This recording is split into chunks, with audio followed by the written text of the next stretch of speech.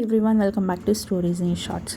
ఈరోజు మా అత్తగారి స్టైల్లో చేపల పులుసు ఎలా చేయాలో చూసేద్దాం రండి. ముందుగా ఉప్పు, కారం, పసుపు, అల్లం వెల్లుల్లి పేస్ట్ వేసుకొని పేస్ట్ లాగా మిక్స్ చేసి ముందుగా క్లీన్ చేసి పెట్టుకున్న చేప ముక్కలకి పట్టించి పాన్ మీద లైట్గా ఫ్రై చేసి పక్కన తీసి పెట్టుకోవాలి.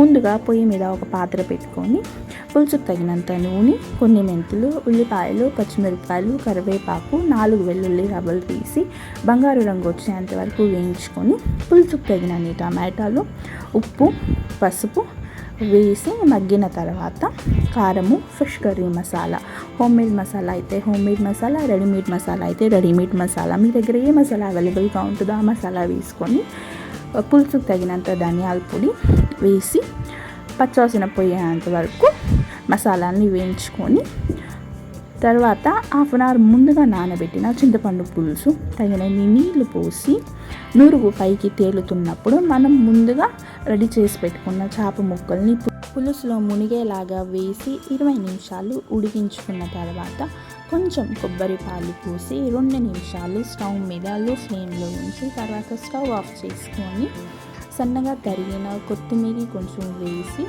దించేసుకుంటే మా అత్తగారి స్టైల్లో చేపల పులుసు రెడీ. ఈ వీడియో కనుక మీకు నచ్చినట్లయితే తప్పకుండా లైక్ చేయండి, షేర్ చేయండి, సబ్స్క్రైబ్ చేయండి. వేడి సంగతి చేపల పులుసు, నాటుకోడి పులుసు మా ఇంట్లో చేసుకున్నాము. మీరు కూడా ఈ రెసిపీని తప్పకుండా ట్రై చేసి కమెంట్ చేయండి ఎలా వచ్చిందో చేపల కూర. మరొక వీడియోలో కలుసుకుందాం. అప్పటి వరకు బాయ్. Thank you.